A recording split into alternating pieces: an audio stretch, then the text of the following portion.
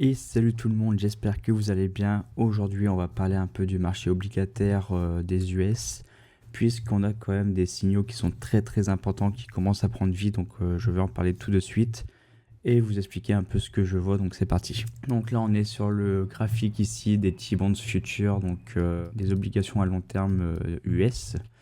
Donc sur le SB1 point d'exclamation, donc ça c'est le futures de la côte. Donc simplement le futures des T-bonds. Et on voit qu'actuellement, on a tout simplement les bons US qui commencent à poser un beau bottom actuellement et qui est quand même signe qu'on anticipe actuellement un pivot en tout cas de la Fed. Donc je vais expliquer un peu petit à petit tout ce qu'il en est. Donc on voit que on va reprendre tout simplement l'analyse qu'on avait depuis quelques années. Donc on avait cette tête-épaule sur la période Covid qui s'est montrée et on a tout simplement à partir de mars 2022 eu ce breakout ici de cette tête-épaule et notamment Jérôme Powell qui pendant cette consolidation qui disait lors de ses speeches, lors de ses meetings, qu'ils justement ne supporteraient plus ce marché, qu'ils arrêteraient donc l'achat de bonds à répétition, tout simplement arrêter tout ce qui est quantitative easing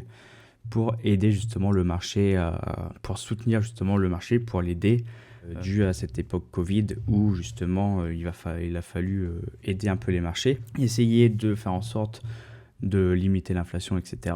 Donc lors de ce breakout ici, on avait tout simplement Jérôme Powell qui a commencé à se lever et se dire ok, là il va falloir agir, on va commencer à augmenter un peu les taux. C'est ce qu'on voit notamment sur le graphique des taux d'intérêt US. Donc on voit que on était vraiment à plat donc entre 2020 et 2022.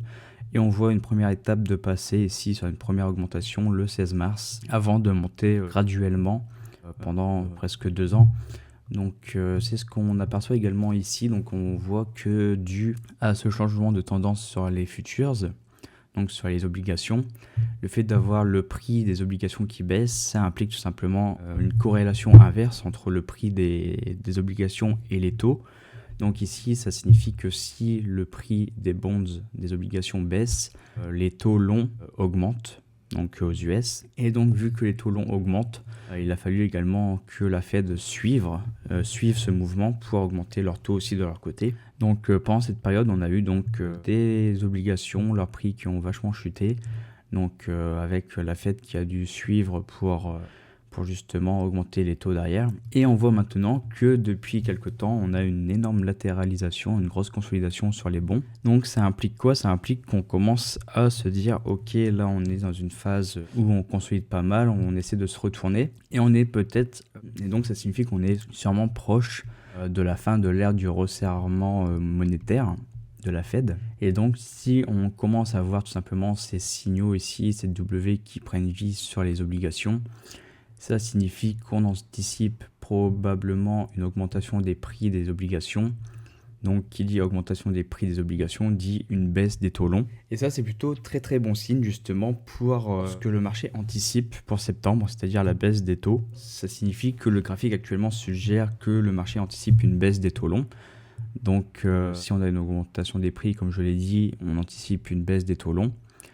Donc, les taux des obligations de 10 à 30 ans pourraient avoir atteint leur sommet actuel en termes de rendement, et donc ce qui appuie sur la validation d'un pivot de la Fed à venir pour justement anticiper cette future baisse des taux longs. Donc si jamais on a vraiment cette baisse des taux longs, c'est également logique qu'on ait des investisseurs qui commencent à se dire ok, là je commence à acheter des obligations, puisque ça va leur permettre tout simplement de pouvoir de bloquer en fait un rendement plus élevé avant une baisse des taux. Donc ça signifie que si là j'achète mes obligations ici avec un rendement par exemple de 4,5%, je ne sais pas combien sont les taux actuels à 30 ans, mais on va dire que là on est à 4,5%, bah, j'achète mes obligations ici avec un rendement de 4,5% par an, tandis que si jamais le prix monte, bah, les taux vont forcément baisser, les taux longs, donc j'aurai un rendement beaucoup moindre.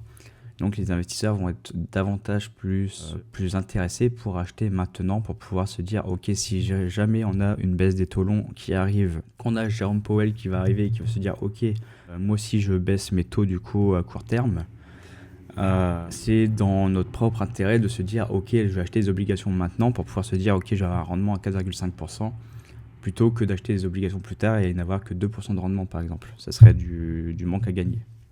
Donc on a tout simplement une pression là, actuellement à la baisse sur les taux longs qui alimente un assouplissement des conditions financières. Et c'est exactement ce que la Fed souhaite voir justement pour se dire ok, si on commence à avoir des signes de ralentissement économique, là il va falloir que j'agisse et justement faire la baisse des taux. Donc d'ailleurs en parlant des baisses des taux, on anticipe énormément actuellement ce scénario. Donc on peut très bien aller par exemple sur le Fed Watch Tool. Tac. Donc on peut aller ici sur le Fed Watch Tool.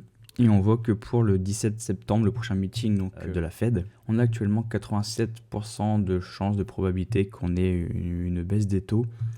Donc ça s'aligne parfaitement avec ce qu'on voit actuellement sur le marché également. Donc on voit que sur le marché, on s'attend également à cette anticipation. Donc on va dire qu'actuellement tout s'aligne pour qu'en septembre, on ait cette baisse des taux. Mais il va falloir aussi surveiller également les données économiques, puisque le marché pour l'instant est en accord avec tout ça. Mais la Fed, elle, va avoir un peu de surveillance pendant un peu plus d'un mois pour se dire ok, on va vérifier un peu notamment les chiffres d'inflation, les chiffres du chômage, etc. pour voir si effectivement on a réellement un ralentissement économique, pour se dire ok, là c'est le moment de commencer à baisser les taux puisque l'économie se resserre un petit peu. Et va falloir la soutenir un peu pour essayer de faire en sorte de relancer un petit peu la machine. Donc en parlant de ça notamment, on a également ce spread ici. Donc on voit qu'on avait fait un nouveau top, mais qu'on baisse quand même assez de manière importante actuellement. Donc ça montre aussi, ça montre également quand même ce ralentissement ici de l'inflation. On voit vraiment que les investisseurs depuis une semaine commence un petit peu à lâcher du lest un peu sur ce spread et se protège un petit peu moins de l'inflation. Donc sur cette légère baisse actuelle, on voit que les investisseurs s'inquiètent beaucoup moins de l'inflation actuellement. Donc ça laisse suggérer également que pour les prochaines sorties de chiffres sur l'inflation, que cela soit plutôt, on va dire, correct, du coup, vont plutôt dans le sens justement de ce ralentissement économique. Donc je ne sais pas combien sont les chiffres de l'inflation. On va regarder un petit peu. United States Inflation Rate. Donc on voit qu'on a ici en juin, on a quand même une belle évolution où on a fait un petit bottom à 2,3 en avril, monté à 2,4 en mai et puis 2,7 en juin. Donc dans l'idéal, on voudrait quand même voir un chiffre qui régresse un petit peu pour le mois de juillet. Donc je ne sais pas quand sortira les chiffres. On aura les chiffres d'accord qui vont sortir le 12 août. Donc ça va être dans une semaine. Donc dans une semaine, on va devoir surveiller ça justement pour se dire ok, est-ce qu'on a réellement un ralentissement de l'inflation ici aux US. D'ailleurs, on a une attente quand même à 2,7%, donc on s'attend à ce que ça reste inchangé par rapport au mois de juin.